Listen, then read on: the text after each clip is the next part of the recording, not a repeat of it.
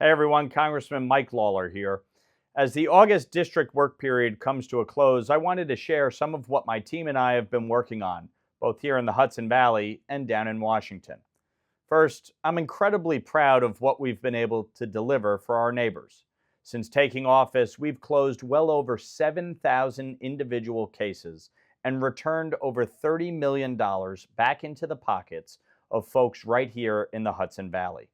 Just this year alone, we've already resolved more than 2,000 cases and brought back nearly $8 million for families, seniors, and veterans. Additionally, we've held mobile office hour sessions in nearly every town this summer, with more to come this fall. Mobile office hours are designed for constituents to meet directly with my staff for assistance involving federal agencies such as Social Security, the State Department and Homeland Security for immigration matters, the VA and DoD for veterans, the IRS, and more. Even though most of Washington slows down during the district work period, I continued to work on bipartisan solutions with colleagues across the aisle on real solutions to challenges that matter for our families and communities. For example, my office was proud to help secure the release of Yoon-Soo Go, a Scarsdale High School graduate who had been detained by ICE. She's now safely reunited with her family, a reminder of why fixing our broken immigration system is so important. I've also had the chance to spend time here at home in the Hudson Valley, meeting with neighbors, visiting local organizations, and listening to the concerns that matter most to families. Every one of these conversations informs the work that I'm doing down in Washington, and that work has been busy.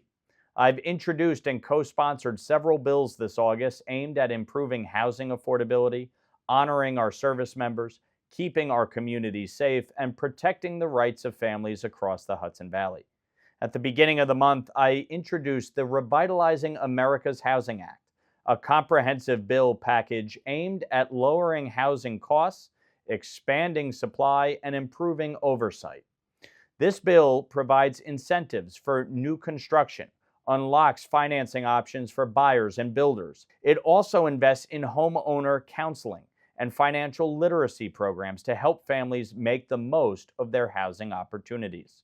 I also introduced the GRAVE Act, which ensures that military reservists who serve honorably and may have never been activated receive a government-furnished tombstone or grave marker. These men and women stood ready to protect our nation, and they deserve proper recognition at life's end. As chairman of the Middle East and North Africa Subcommittee, I introduced the COTEL Act, which repeals outdated restrictions on using certain federal funds to build or maintain U.S. facilities in Israel, Jerusalem, and the West Bank.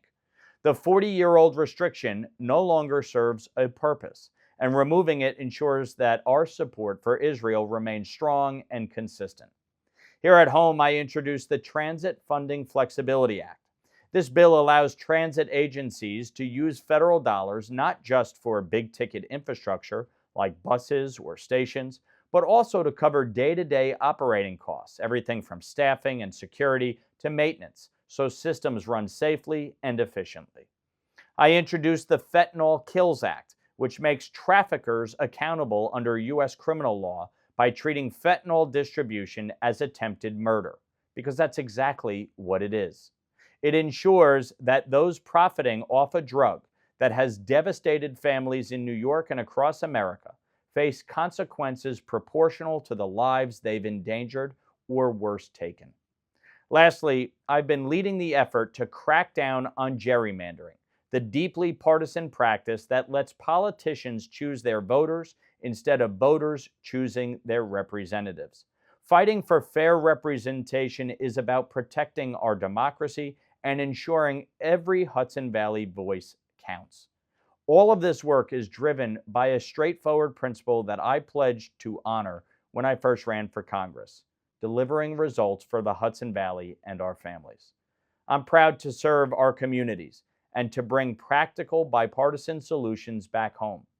As August winds down, I want to thank everyone who takes the time to share their concerns, their ideas, and their stories with my office.